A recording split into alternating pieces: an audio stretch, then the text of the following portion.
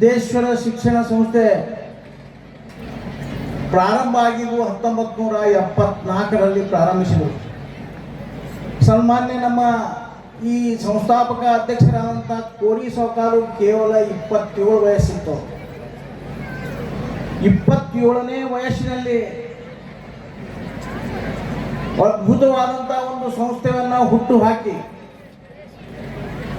27 ಅಂದರೆ 27 ತನಗೆ ಗೊತ್ತೈತಿ. ಹ್ಯಾಂಗಿರ್ತೈತಪ್ಪ ಅಂದ್ರೆ ಅದೇ ಹೊಸದಾಗಿ ಮೀಸಿ ಬಂದು ಎಲ್ಲ ಜೋರ್ನಾಗಿರ್ತೈತಿ.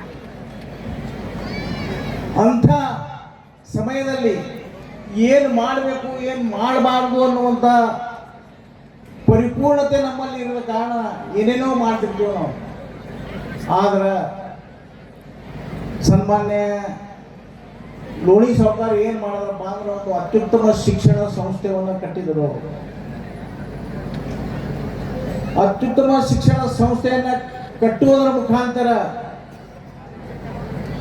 ಈ ಭಾಗದಲ್ಲಿ ಶಿಕ್ಷಣದ ಮಹತ್ವವನ್ನು